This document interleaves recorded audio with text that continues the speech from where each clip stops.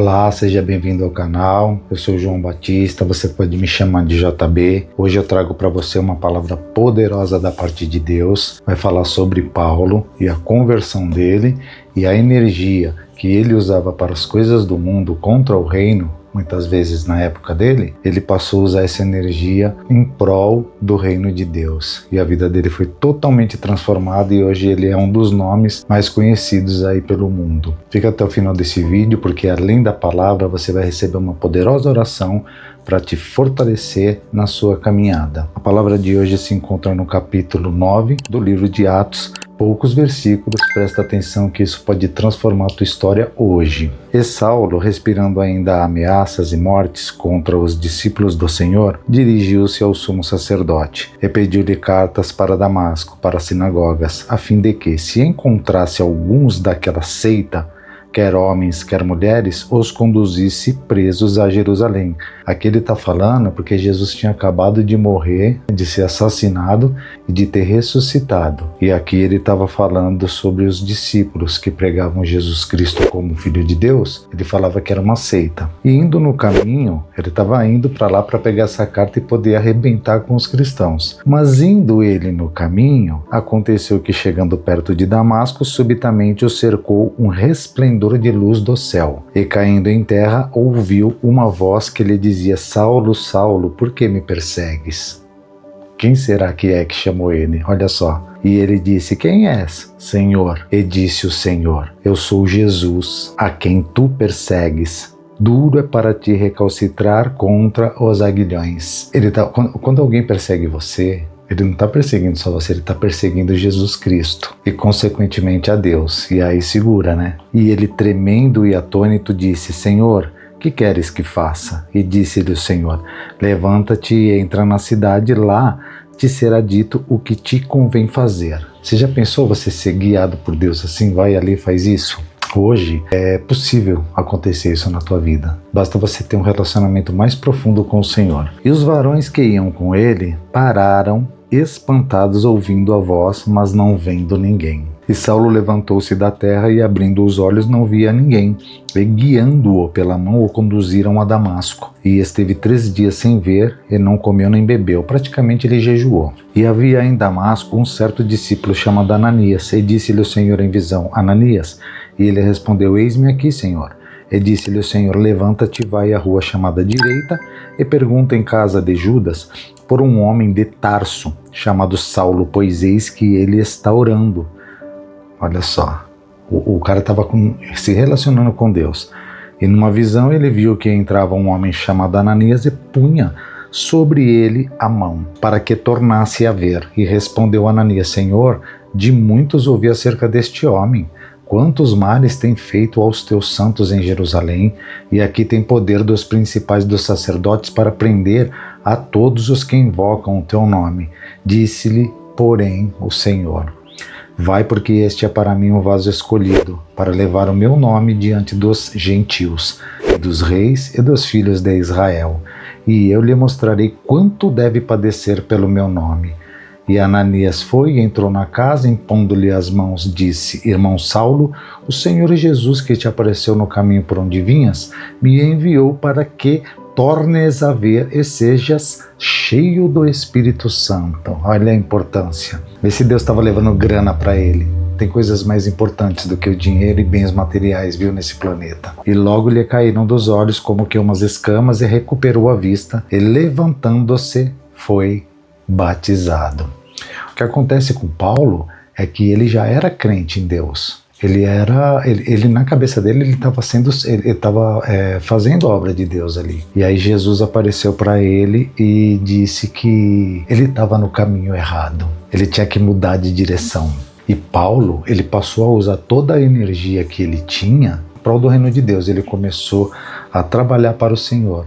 Deus fala aqui no 16: Eu lhe mostrarei quanto deve padecer pelo meu nome. Davi foi muito rico, Salomão também, Abraão, Isaac e Jacó, Jó também. Mas esses homens aqui do Novo Testamento, você não vê eles abastados não, de bens materiais, viu? Você vê eles ali na luta, na prova e com a fé firme, fundada na rocha que é Cristo. Então você tem que prestar atenção nisso. Nem sempre, porque a tua vida tá um pouco difícil de se levar nesse mundo. Pô, trabalho, só pago as contas, não sobra nada, cadê Deus? Deus não tá prometendo deixar ninguém rico não, viu? Quando ele fala lá em Malaquias que vai abrir as portas do céu, tudo porque você tem o seu conforto, você não trazer suas dívidas, mas mais do que isso, bênçãos de Deus na tua vida pode trazer paz para o teu lar, né? Hoje em dia você vê os feminicídios, tantos homens que matam mulheres, isso é um espírito que está no mundo, afligindo a mente do homem para que ele faça isso com as mulheres, né? Muitas vezes as mulheres não querem mais se relacionar com ele, porque ele já vem numa crescente de ignorância, né, e insultos e assim por diante, e o cara fica com aquela piração de que aquela pessoa é dele, pertence a ele, ele vai e mata, às vezes o cara que tá com ela, e o novo namorado, e mata ela também, às vezes mata a criança para ferir a mulher. Só de Deus livrar você disso, você mulher de ser assassinada e você homem de assassinar, você já está recebendo bênçãos do Senhor. Você tem que dar graças a Deus que você não é tomado por um espírito desse tipo, né? Então as bênçãos de Deus, elas vêm livrando a gente de muitas coisas ruins, trazendo paz para dentro do teu lar, fazendo com que você ame a tua esposa cada dia mais e a esposa ame o marido cada dia mais, um se admire pelo outro. São coisas que o dinheiro não compra, mas Deus pode dar isso para você. Então presta atenção quando você reclamar da tua vida, olha para os lados e vê, né, os livramentos que Deus tem te dado. Porque se a gente perceber, Deus não mudou a personalidade de Paulo, a sua identidade. Ele só redirecionou a paixão dele.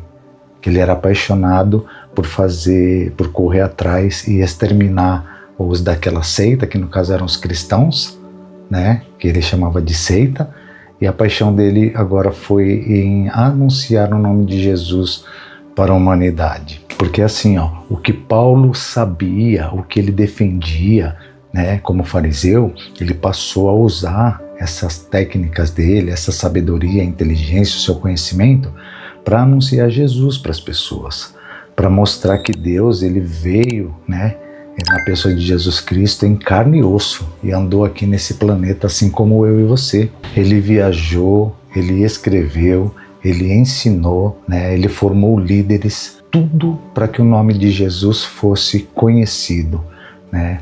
Para que o nome de Jesus fosse anunciado ao mundo. Ele deu a vida dele, ele foi para cima. E posso falar?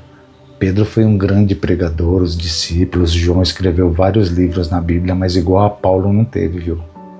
Os últimos realmente serão os primeiros, porque olha, esse é como o último discípulo ali daquela época ali, né, que ele ainda andou com Pedro e tudo mais, mas ele superou todas as expectativas. Eu tenho certeza que Deus se agradou muito dele. Eu tenho um pequeno estudo aqui na minha Bíblia que eu gostaria de dividir com você. Olha que interessante, são coisas que o dinheiro não compra. Presta atenção e agarra, né, a oportunidade que Deus está te dando de conhecer as verdades do reino, né, para que você viva melhor ainda aqui nessa terra e depois na vida eterna, que é só Deus que pode prometer isso para o homem, né, uma vida depois da morte muito melhor do que essa. Então fica até o final também para você não perder a oração, hein? No estudo diz assim: até este momento Saulo, mais tarde chamado Paulo, havia sido um notório e temido perseguidor dos seguidores de Cristo. Os versículos 3 ao 9 registram a conversão espiritual de Paulo à fé em Cristo, evento que ocorreu fora da cidade de Damasco. Parece claro que a sua conversão, isto é, a sua verdadeira transformação no coração, a sua aceitação de Cristo e a sua salvação espiritual acontece aqui, e não mais tarde, na casa de Judas, por causa dos seguintes fatos. Ele obedeceu à instrução de Cristo, compromete-se a ser ministro e testemunha da mensagem de Cristo e um missionário para aqueles que não são judeus, e se entrega à oração. Ele é chamado de irmão Saulo por Ananias. Ananias já supõe que Saulo é um crente que recebeu um novo nascimento, isto é, a salvação espiritual e o novo relacionamento com Deus, e que ele está comprometido com Cristo e com a missão de Deus. As únicas coisas que ele necessitava eram ser batizado como um testemunho da sua conversão, ter a sua visão restaurada e ser cheio com o Espírito Santo. Então Paulo, Deus transformou ele, mas você percebe que a personalidade que ele ainda era o mesmo e ele poderia continuar fazendo o mal para os cristãos se ele assim decidisse. Mas ele percebeu aquilo, ele creu e falou, vamos ver onde isso vai dar. E deu bom para ele, hein? Paulo não ficou milionário não, mas olha quem é Paulo hoje. Imagina o lugar de um homem desse lá no reino de Deus. Meu amigo. E eu tenho também mais um pequeno estudo que diz assim: a transformação espiritual de Saulo para Paulo não somente envolvia uma comissão de pregar a mensagem de Cristo, mas também um chamado para o sofrimento pela causa de Cristo. Quem é que está disposto a isso? Porque se estão pregando para você que depois que você se batiza é só maravilha, estão te enganando. Quando eu me batizei, foram seguidos os meses mais escuros da minha vida. Mas isso faz parte, Deus esteve comigo em todos os momentos e depois quando eu saí daquela escuridão, daquele tempo difícil, eu percebi que o Senhor estava comigo em todo o tempo. Isso Ele está te forjando, Ele está te ensinando, Ele está te fazendo mais forte, para causas futuras, que você nem imagina o que é que Deus tem preparado para você e para mim, depois da morte. Olha que interessante. No reino de Cristo, sofrer por sua causa é um sinal da maior benevolência de Deus. Eu nem tinha lido. Você vê que interessante, Porque eu gosto de ler aqui com vocês, para reagir ao momento, porque olha só, eu falei que o sofrer pela causa de Cristo é uma bondade de Deus para com você, amigo, minha amiga. Olha só, é frequentemente um caminho para um ministério verdadeiramente frutífero e eficaz. E resulta em grande recompensa no céu. Eu falei isso antes, olha que interessante, as ideias batem. Recompensa no céu, é nisso que você tem que focar.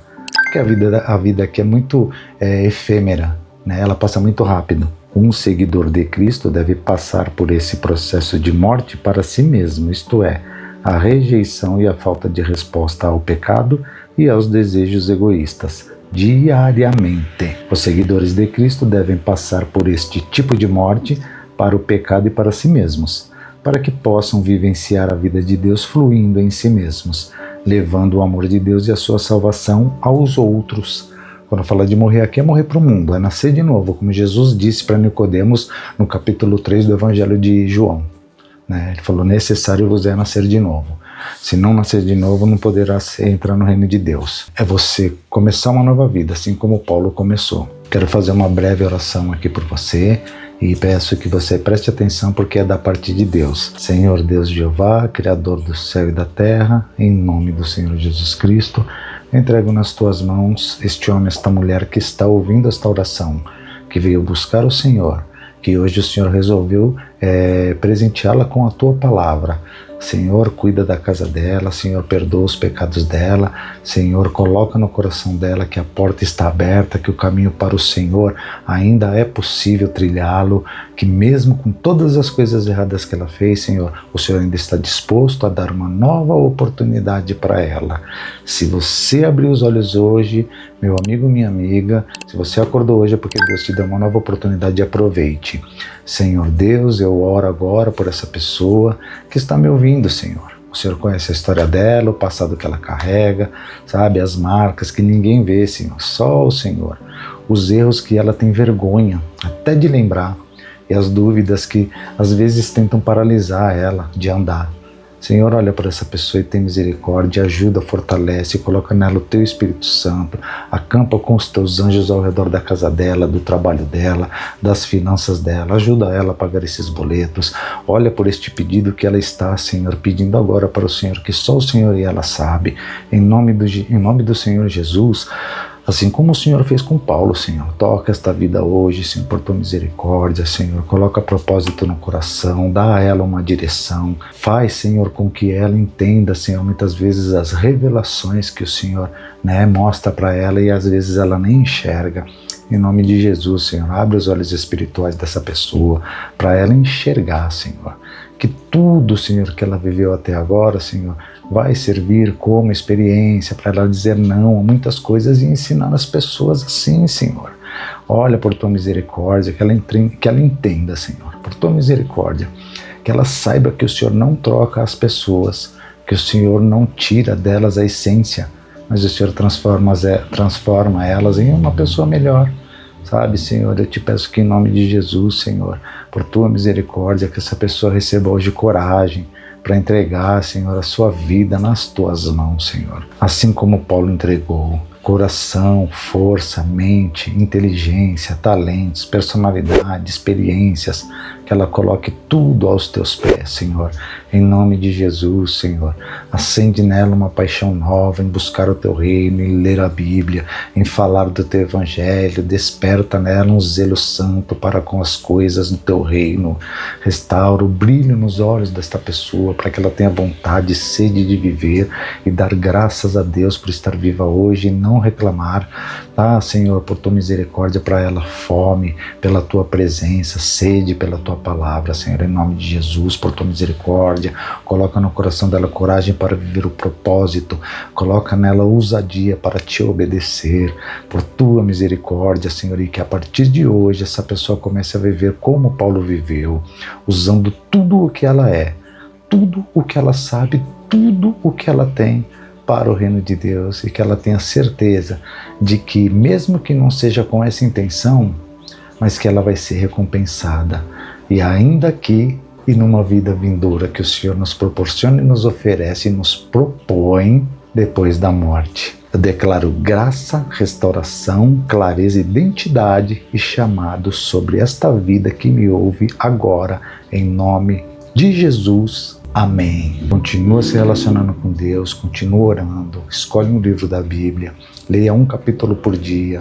Se eu fosse você, eu começava nos evangelhos, Mateus, Marcos, Lucas e João. Pode começar com Marcos, que é o menorzinho, mais compacto, mais resumido. O importante é você ler os 4 e depois começar na história de Paulo, ou ver as cartas que ele escreveu. Amigo, amiga, é ensinamento diário, que se você colocar em prática, vai ser lá como Deus disse para Josué, que tudo que ele fizer prosperará. E como diz no Salmo 1 também, exatamente essa frase que eu falei, que tudo que você fizer vai prosperar. Se você meditar na lei do Senhor, na palavra dele, dia e noite.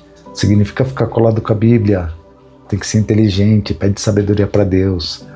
É você ler devagarzinho, meditar, né? Se possível comprar uma Bíblia de estudo. Hoje tem a internet, aí você pode estudar tanto. Então começa a usar essas ferramentas de hoje, a tua inteligência, a tua força de disposição, a tua coragem, e vai para cima das coisas de Deus, que olha, quando ele começar a olhar para você, ele reparar no você vai ver como a tua vida e a vida daqueles que te cercam, a vida daqueles que você ama, a vida vai mudar para melhor. E a oportunidade de uma vida eterna te espera, né? Quem é que pode te oferecer viver para sempre? Então, fique firme nessa tua fé, nessa tua busca. Quando vier os reveses, as situações difíceis, lembre-se que a gente acabou de ler, que quando você sofre pela causa de Jesus, é uma bondade de Deus para com você. Isso significa que você está construindo um tesouro no céu. Tá? Se você gosta desse tipo de conteúdo, se você gosta de saber mais sobre a Bíblia, que você vê que aqui eu falo tudo baseado na Bíblia, não é nada de mim, e se inscreve nesse canal, deixa o like e compartilha ele com alguém que você queira que receba uma palavra de Deus abençoada. E que Deus abençoe você, a sua casa, e eu te espero no próximo vídeo.